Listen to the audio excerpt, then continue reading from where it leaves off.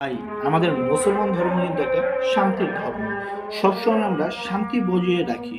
আপনি যদি লক্ষ্য করেন, আমরা মসজিদে যে ধনী হোক গরিব হোক সবাই চুপচাপ এক কাতারে দাঁড়িয়ে নামাজ আদায় করি।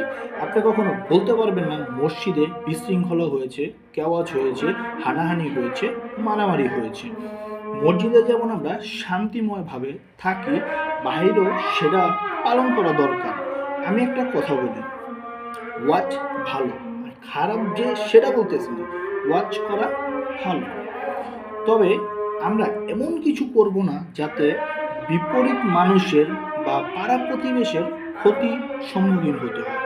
দেখুন, আমার বাসার থেকে প্রায় 2 কিলোমিটার দূরে ওয়াজ মাহফিল হচ্ছে, কারণ ওই মাইকগুলা পুরা এলাকা ছত্রায় দিছে। এতে করে লাভ হচ্ছে কি? কোনো কি লাভ হচ্ছে?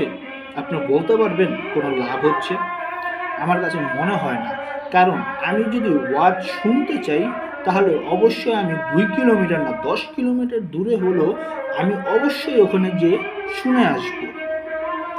এখানে আমার বাসার সামনে মাইক লাগায় আমার শোনানোর কোনো প্রয়োজন নেই।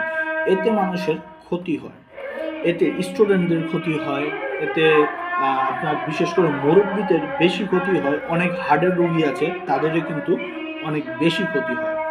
তাই আমি কারো বিরুদ্ধে কথা বলছি না।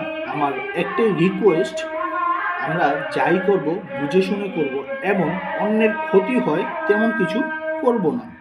তো সকলে ভালো থাকেন, সুস্থ থাকেন। আসসালামু আলাইকুম।